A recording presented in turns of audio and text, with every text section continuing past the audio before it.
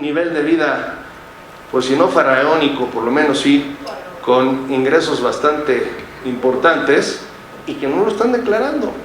Entonces, la búsqueda de estas alternativas los ha llevado a ciertos despachos de pseudoprofesionales de la contabilidad y el derecho que les han estado ofreciendo: no te preocupes, mira, yo te creo una identidad falsa desde el punto de vista electrónico y con eso tú vas a poder comprar, facturar, vender, adquirir, y tú no vas a aparecer en ningún lado. Y ya lo vimos, hay dos casos ahorita paradigmáticos. A principio de año, no me acuerdo si fue en Tijuana o Ciudad Juárez, andaban buscando a una persona, una jovencita, ¿verdad?, que según había defraudado con más de 150 millones de pesos al fisco, y resultó que era una secretaria, y no sabía ella que era dueña de más de 50 empresas. Lo mismo un albañil que también iban por él porque debía 50 millones de pesos al fisco, y era un tipo que no tenía ni en qué caerse muerto. Entonces, ¿qué quiere decir esto? Que en la medida en que seamos displicentes con el uso de nuestros mecanismos electrónicos de identidad ante el SAT, vamos a estar expuestos no solamente al tema de defraudación fiscal, sino también al tema de lavado de dinero. Y pero aún, vamos a ver ahorita que analicemos la parte de lavado de dinero, que estamos pues tan expuestos, que es el único delito que hoy en día, y contra todas las corrientes filosófico-jurídicas que existen en materia de derechos humanos, es el único delito en el cual la carga de la prueba le corresponde al imputado. Ahí no hay presunción de inocencia. Basta con que no me puedas acreditar de dónde sacaste el dinero para que sea cuadrado el delito. Y ahorita lo vamos a ver. Vamos a la que sigue, por favor. La lámina que sigue, ¿sí? Ok. Bueno, vamos a hacer un repaso muy rápido de cómo fuimos migrando de la era digital a la era más bien de la era del papel a la era digital, y cuáles fueron las razones más importantes que motivaron estos cambios. Evidentemente, uno de los cambios más importantes precisamente es el de la evasión fiscal. ¿Por qué? Porque antes, cuando todo era en papel, pues si hoy en día todavía se habla de simulación de actos y de tráfico de comprobantes fiscales, cuando uno podía, como profesionista independiente hace unos 35 años, ir a la papelería, comprar un recibo de honorarios y simplemente firmar el documento, y con eso tenía plena validez fiscal, pues imagínense, en realidad era una cosa verdaderamente de locura, ¿no? Bueno, lo que es la identidad fiscal es el conjunto de datos, símbolos, claves, imágenes y registros electrónicos con que un contribuyente es identificado o identificable ante las autoridades fiscales.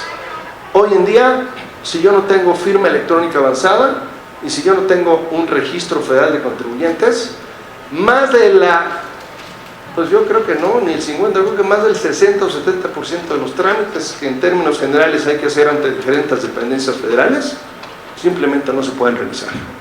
La que sigue, ahí tenemos, ven ustedes. Esta línea del tiempo es muy interesante porque nos refleja precisamente cómo fuimos evolucionando desde 1982, ¿no?, en donde todavía las declaraciones, contabilidad y facturas se generaban en documentos físicos. En el 83 se otorga la opción de digitalizar toda la contabilidad para aquellos que dictaminaban sus estados financieros.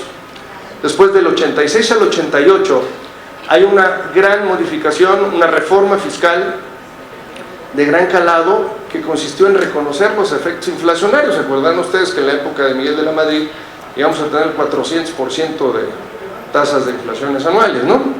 Pero en ese periodo lo interesante fue que se crea precisamente la figura del impresor autorizado. Es decir, cuando ya no era un documento libre, sino que tenía yo necesariamente que gestionarlo ante un agente independiente que, sin ser autoridad, sí debía tener ciertas características y contar con el aval precisamente del SAT para poder elaborar el documento. Posteriormente, en el 89 nace el precursor de lo que hoy son los sellos digitales, que es la cédula, o fue la cédula de identificación fiscal. ¿Y por qué digo que es el precursor de los sellos digitales? Porque si esta cedulita de identificación fiscal nosotros no la imprimíamos en la factura en papel, pues ese documento podía ser cualquier cosa menos una factura con efectos fiscales, ¿no? Entonces es el precursor evidentemente de los sellos digitales. Luego, a principios de los 90 se incorpora a la ley del ISR la figura de las declaraciones informativas en medios electrónicos. Es decir, donde ya le teníamos que mandar a la autoridad una serie de documentos complementarios o de información complementaria para que ella validara la certeza jurídica de nuestra información contable. En 1992 surge la obligación de incorporar a los comercios abiertos con el público en general las famosas máquinas de comprobación fiscal. Y fíjense, a diferencia de ahora, en donde hoy pues todo el mundo se quejó porque tiene que usar internet para enviar las facturas electrónicas, también los comercios medianos y pequeños en ese entonces se quejaron, pero a diferencia de hoy lograron un amparo para los efectos de que el gobierno les proveyera las máquinas de comprobación fiscal. Oye, esta es una herramienta que a mí no me sirve absolutamente de nada, es para puro control fiscal, pues entonces gobierno, tú provémela, yo para qué la quiero. Entonces, si el gobierno quiere que nosotros usemos el internet para enviar toda la información, pues también hay que exigirle por qué no nos da el internet gratis, ¿no? A final de cuentas es para efectos de cumplir con ellos, ¿no? Después, en el 97, la Asociación Mexicana de Estándares para el Comercio Electrónico inicia precisamente los trabajos de la incipiente factura electrónica. Es hasta el año 2000 cuando se incorpora precisamente todo el término de las TICs en el Código de Comercio, y en el 2003 se incorpora precisamente ya reglamentada, primero en el ámbito privado, el uso de la firma electrónica, y ya posteriormente en la siguiente lámina vamos a ver que hasta en el 2004 es cuando se incorpora lo que se conocieron en su momento como los medios electrónicos de comprobación fiscal. Por primera vez nace en el ámbito tributario la obligación de presentar información a través de una firma electrónica avanzada, conocida en aquel entonces como la FEA, ¿verdad? Y después se transformó en fiel. Digo, sin ser misógino, pues no hay FEA que no pueda ser fiel, ¿verdad? Entonces pues tuvo que hacerse fiel. Después, en el 2007, ¿verdad?, se inician las obligaciones para pagar los impuestos vía electrónica. Al principio era una opción principalmente para las grandes empresas, los corporativos, y posteriormente, como sucede hoy en día, ya prácticamente el 99% de todos los contribuyentes mexicanos tenemos que hacer el pago de impuestos vía electrónica. Ya no lo podemos hacer como anteriormente se hacía en la ventanilla bancaria, ¿no? En el 2009 se da la opción para que los contribuyentes generen con medios propios sus facturas. Nace el antecedente del CFDI y era en su momento el CFD, ¿verdad? Con la diferenciación de que el CFD no traía esa certificación que hoy en día sí trae el CFDI. Ya viene con un sello digital, viene con una cadena de certificación. Del 2011 al 2013 se pasa de un CFD a un CFDI, y es conforme a lo que hoy en día se maneja. Prácticamente ya todos los contribuyentes tienen la obligación de expedir comprobantes fiscales. En septiembre de 2013 inicia la vigencia de la ley antilavado, que como ustedes saben estuvo difiriéndose y difiriéndose y difiriéndose, porque constantemente se nos caía la página, ¿no? Entonces no había manera de hacer los envíos hasta que ya por ahí de febrero o marzo del 2014 fue como que se logró estabilizar la plataforma. En diciembre de 2013 se publica en el Diario Oficial de la Federación las reformas al Código Fiscal, en donde se dan a conocer la creación de las figuras de la contabilidad electrónica, el buzón tributario y las tan temidas como ignoradas auditorías electrónicas, porque yo creo que ni ellos saben cómo la van a implementar, pero vamos a esperar a ver qué sucede, ¿no? En marzo de 2014 concluye el plazo para que a partir de ese momento tanto personas físicas como morales tengan la obligación de expedir facturas electrónicas. Todavía en marzo de 2014 se expidieron los últimos documentos o facturas en papel, y eso solamente por parte de las personas físicas. Ya posteriormente, el año pasado, en 2015, se realizan los primeros envíos de contabilidad electrónica, algunos pues más que nada con el ánimo de hacer o aplicar la fórmula heteroaplicativa de la norma para presentar sus amparos contra el envío. Sabemos que prácticamente todos los que lo interpusieron lograron sendas suspensiones, primero provisionales y luego definitivas, y en julio de este año fue cuando Pérez Dayán, el ministro, a principios de julio, pues en la sesión, si no mal recuerdo, del 6 o 7 de julio, declaró ya constitucionales todos los medios electrónicos.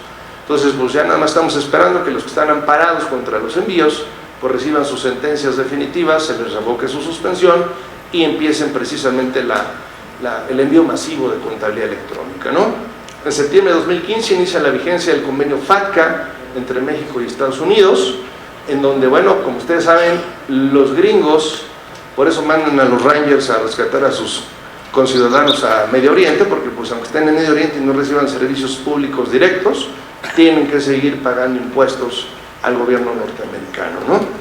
Entonces, pues lo que le conviene al gobierno americano es identificar y conocer en dónde están ubicados sus conciudadanos para que independientemente de que estén en Argentina, Afganistán, España, sigan contribuyendo al tesoro de los Estados Unidos, ¿no? El 1 de enero de 2016 se inicia la vigencia de las reformas fiscales, destacando la creación de la firma electrónica portable y un nuevo grupo de declaraciones informativas para empresas multinacionales. Entonces, como ustedes se pueden dar cuenta, el cerco que establece no solamente la autoridad fiscal mexicana, sino ya incluso a nivel internacional, los gobiernos a través de la OCDE, a través del Tesoro de los Estados Unidos, hacen que la defraudación fiscal sea mucho más compleja, mucho más difícil de llevar, y obviamente se estén buscando esquemas mucho más agresivos con el ánimo de seguir defraudando las autoridades, ¿no? ¿Qué elementos permiten identificar a un contribuyente con movimientos? Es decir, que está activo, que realmente está haciendo cosas. Obviamente tenemos todo lo que son las declaraciones informativas nacionales y extranjeras. Aunque yo no declarase mis ingresos, yo voy a tener clientes que sí me van a reportar en sus declaraciones de operaciones de IVA, y voy a tener también proveedores que van a hacer lo mismo. Entonces, aunque yo no presente una sola declaración, el fisco hoy, por esa declaración informativa, ya sabe cuánto vendí y ya sabe cuánto compré. Luego, el tema de los FDI es un tema muy delicado. Hoy muchos empresarios, y principalmente personas físicas, se quedaron con esa vieja costumbre de que llegaban a un despacho y le preguntaban al contador: contador, ¿qué puedo hacer deducible para bajarle a los impuestos? Y la fórmula básica era: tú pide factura de todo, de todo. Hoy pedir factura de todo puede ser contraproducente. ¿Por qué? Porque si para efectos de la discrepancia fiscal yo tengo facturas emitidas a mi nombre por 300, 400 mil pesos en un año y estoy declarando solamente 250 mil, pues es obvio que el fisco va a decir: oye, ¿y cómo le hiciste para gastar 300 o 400 si nada más estás declarando 250 mil pesos, ¿no? Entonces los FDI también se están convirtiendo en un elemento muy importante. Hoy la resolución miscelánea fiscal dice que con base a estos FDI se les puede invitar a los contribuyentes a ponerse al corriente por cuestiones precisamente de discrepancia fiscal. Luego también tenemos los avisos antilavado de dinero. ¿Por qué? Porque si yo llego y compro un automóvil de lujo, me compro un Rolex, compro una pintura para el despacho en una galería, me gusta, soy muy asiduo a los juegos de apuestas, me voy al casino, ¿verdad? Viajo al extranjero. Hay muchas gentes que no saben que las líneas aéreas también presentan informativas al SAT de quiénes viajan, cuánto dinero declararon cuando salieron, cuánto dinero declararon cuando regresaron, con cuántas maletas se fueron, con cuántas maletas regresaron. A ese nivel las líneas aéreas tienen que reportar esa información y mucha gente no lo sabe, ¿no? Cuentas bancarias y consumo en tarjetas de crédito. Todo lo que yo declare, todo lo que yo deje de acumular va a poderse contrastar directamente con los estados de cuenta bancarios. Hay países y legislaciones donde todavía para abrir el secreto bancario se requiere de una orden judicial. En México tenemos años en donde eso ya no funciona. Basta con que el fisco le diga a la Comisión Nacional Bancaria que se están ejerciendo facultades de comprobación para que se le provea de todos los estados de cuenta que ese contribuyente hubiese tenido o mantenido durante el ejercicio fiscal que se esté revisando, ¿no? Y también las tarjetas bancarias, ¿verdad? Las tarjetas de crédito y de servicios, ustedes saben que en términos del 17 de la ley antilavado, pues son actividad vulnerable, y si yo acumulo 80,000 pesos de consumo en una tarjeta, automáticamente es motivo de reporte, ¿no? Y hoy en día, ¿qué son 80,000 pesos? Pues ustedes con 3, 4 fedechos ya la sacaron.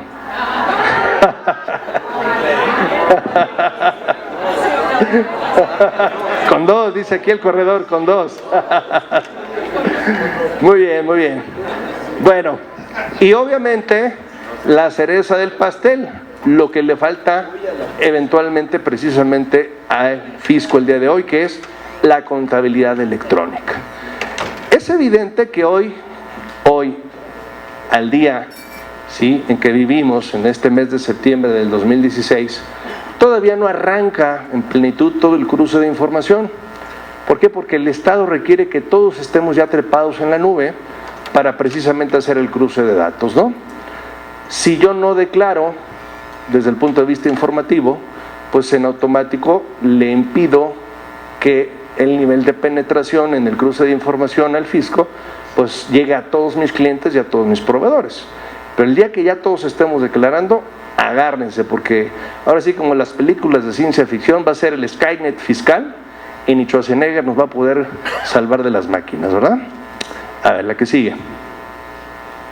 Ok, ¿cuáles son los riesgos que permiten el robo de identidad? Ahí está, abusados, ¿eh? Hay una relativa facilidad para falsificar documentos oficiales con el fin de tramitar un registro federal de contribuyentes, y una fiel para realizar operaciones financieras con fines de enriquecimiento ilícito, como es el tráfico de comprobantes fiscales y lavado de dinero. Dicen por ahí que todavía, como buenos mexicanos ingeniosos que somos, hacemos credenciales de lector mejores que las que tiene el INE, ¿eh? Al facilitar la presentación de avisos ante el Registro Federal de Contribuyente por medios electrónicos, el SAT abre la puerta de oportunidad para el robo de identidad, al no tener necesariamente que acudir en forma personal ante las oficinas del SAT.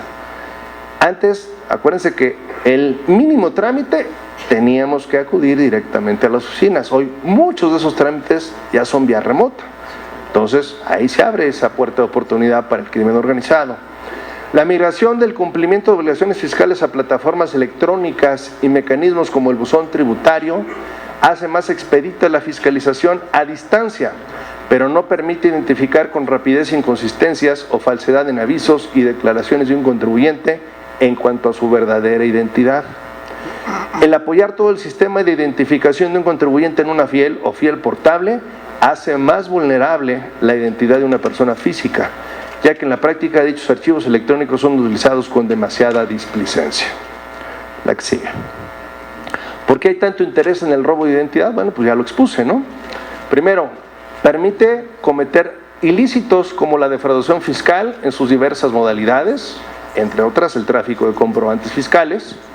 La corrupción, además, es un fenómeno que genera grandes recursos, que para ser depositados en cuentas bancarias utilizan datos personales de terceros para cubrir la identidad de los verdaderos beneficiarios. Lo que les platicaba hace un momento de estas dos personas que ya habían intentado ser detenidas por parte de las autoridades fiscales por supuestamente ser grandes defraudadores de impuestos. La que sigue, por favor. Ahora bien, ¿qué tan vulnerable puede llegar a ser la fiel? En términos prácticos o en términos tecnológicos, no es que la fiel sea vulnerable per se. O sea, la fiel está construida desde el punto de vista de los estándares tecnológicos dictados por la UNCITRAL, entonces no es tanto la factibilidad para hackear como tal una firma electrónica avanzada. El problema en realidad es la forma tan desasiada en que la utilizamos, ¿verdad? Y la andamos, luego le decimos al contador, pues ahí te la mando por correo, ¿no? Y ahí va la fiel por la red. Imagínense lo peligroso que es hacer el uso de la fiel. Fíjense, yo ya he dicho en muchos foros que hoy en día los despachos de contadores deberían de tener protocolos de protección de datos muy rígidos, muy estrictos, así es, para incluso responder por responsabilidad civil en caso de un robo de identidad por el manejo displicente o negligente de los archivos electrónicos que son confiados por sus clientes, ¿no? La que sigue, por favor. Fíjense, ¿qué delitos fiscales se pueden estar cometiendo a través del robo de identidad? Obviamente la defraudación fiscal con todos sus equiparables, contrabando y todos sus equiparables. Acuérdense que ya en materia de comercio exterior hay una famosa ventanilla única electrónica a través de la cual también se pueden hacer trámites para internar mercancías al país. Tentativa de defraudación fiscal, ¿por qué? Porque yo puedo ingresar con una personalidad falsa, electrónicamente hablando, solicitudes de devolución de IVA y finalmente delitos cometidos por servidores públicos. La que sigue. ¿Qué es la discrepancia fiscal? Bueno, pues cuando personas físicas con cuentas bancarias no están inscritos en el Registro Federal de Contribuyentes. Hoy en día, ese es uno de los temas de la reforma fiscal más importantes. Si yo aperturo una cuenta bancaria y no le acredito a mi ejecutivo de cuenta que estoy inscrito en el RFC, ellos tienen la obligación también de reportar esa circunstancia al Servicio de Administración Tributaria. Reportar gastos con tarjeta de crédito que excedan la capacidad económica del titular. Si yo, insisto, pago con tarjetas de crédito y la suma de estas erogaciones es por una cantidad mayor a mi declaración de impuestos, automáticamente hay discrepancia fiscal. Y finalmente los FDI emitidos a favor de un contribuyente por importes superiores a los ingresos declarados. Y fíjense, hoy en día no solamente existen ya en nuestras diversas legislaciones avisos antilavado, también hay avisos antidefraudación fiscal. Si ustedes llegan a un establecimiento mercantil, el que sea, y pagan en efectivo una cantidad igual o mayor a 100,000 pesos, el establecimiento mercantil tiene la obligación de identificarlos. Y no estamos hablando en estricto sentido de actividades vulnerables. Puedo llegar a Best Buy, por ejemplo, y comprar computadoras, pantallas, etcétera, y a lo mejor son 110,000 pesos y los pago en efectivo. Me van a pedir credencial de lector. ¿Por qué? Porque me van a reportar. Claro, además fíjense, fíjense lo que les voy a decir, y pues si me vuelven a invitar unos 8 o 10 años a su convención, lo vamos a corroborar. El efectivo, señores, tiende a desaparecer.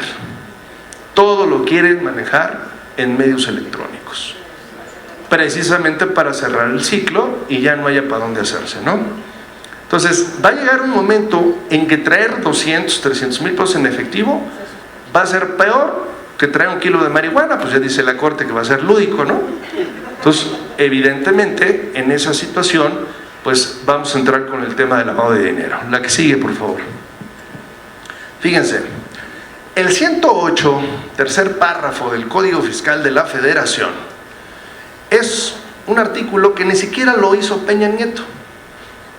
Fue un artículo reformado en el 2008 por Calderón, porque ahora con este artículo, ahí les va mi hipótesis y ustedes dirán si están de acuerdo conmigo o no.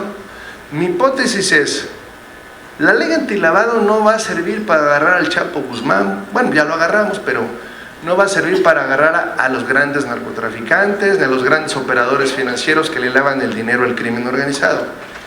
El verdadero fin y uso de la ley antilavado es recaudatorio. ¿Por qué? Porque fíjense lo que dice aquí el artículo. Dice, el delito de defraudación fiscal y el delito previsto en el 400 bis del Código Penal Federal, es decir, el de lavado de dinero, se podrán, fíjense qué interesante, ¿eh? Podrán, o sea, si se le pega la gana a la autoridad o no. Y ya le dimos las herramientas, bueno, el legislador ya le dio las herramientas perfectas a la autoridad. Ya tenemos un juicio penal adversarial, ya tenemos un Código Nacional de Procedimientos Penales que permite negociar con el delincuente, buscar medidas alternativas para no llegar al juicio penal. Entonces, ¿qué me va a decir la autoridad? Copelas o cuello, ¿verdad? ¿Quieres lavado de dinero? ¿Quieres defraudación fiscal? ¿O ambos? ¿No? Pues entonces, ponte la del Puebla y mira, hasta benévolo me voy a ver, ¿verdad? Porque no me voy a querellar en tu contra. Entonces, pues como ustedes pueden ver, los astros se están alineando en contra del contribuyente de a pie, ¿verdad? porque finalmente al que van a agarrar pues es al que no roba identidad, al que aparece en la foto, al que tiene sus cosas aparentemente en orden, ¿no? La que sigue, por favor. Fíjense, qué agresivo es el tipo penal del 400 bis, el Código Penal Federal. Dice, al que adquiera, enajene, administre, custodie, cambie, deposite, den garantía, invierta, transporte, transfiera, se le queda viendo o huela el dinero, comete el delito de lavado, ¿verdad? Entonces, pues agárrense, porque basta con que yo tenga en mi cuenta de cheques 500,000 pesos y que no pueda acreditar aparentemente el origen para que automáticamente me cuadren el tipo penal. Ahora, estos son los elementos objetivos del tipo penal. Vamos a ver el elemento subjetivo, la que sigue, por favor. El elemento subjetivo dice: el que a sabiendas que dichos recursos financieros provienen de actividades ilícitas. Entonces aquí la pregunta obligada es: ¿y cómo va a saber la autoridad que yo sabía que el dinero provenía de actividades ilícitas? Pues muy fácil, estableciste protocolos de lavado de dinero, identificaste a tu cliente, más aún si era una actividad vulnerable. No lo hiciste. Pues ¿qué crees? Entonces ya no eres parte de la solución, sino ahora eres parte del problema. Ya no hay compradores ni vendedores de buena fe, eso ya desapareció. La carga de la prueba la tenemos nosotros. Y muchos dirán: oye, es que en materia de derechos humanos, presunción de inocencia, la carga de la prueba le corresponde al Estado, al Ministerio Público. Veamos la siguiente tesis, por favor. Operaciones con recursos de procedencia ilícita, acreditamiento del cuerpo del delito. Para que se acredite la corporeidad del delito de operaciones con recursos de procedencia ilícita, prevista en el 400 bis, párrafo primero del Código Penal Federal, no es imprescindible que se demuestre la existencia de un tipo penal diverso, porque de conformidad con el párrafo sexto del mismo artículo, basta que no se demuestre la legal procedencia de los recursos, y a contrario sensu, que existan indicios. No dice ahí prueba plena, indicios fundados de la dudosa procedencia de los mismos para colegir la ilicitud de su origen. De otra manera, la intención del legislador de reprimir tales conductas se anularía ante la necesidad de demostrar plenamente el ilícito que dio origen a esos recursos. Es decir, la carga de la prueba, ¿quién la tiene? Nosotros. Basta que la autoridad haga el señalamiento para que entonces el contribuyente, el ciudadano, el gobernado tenga que demostrar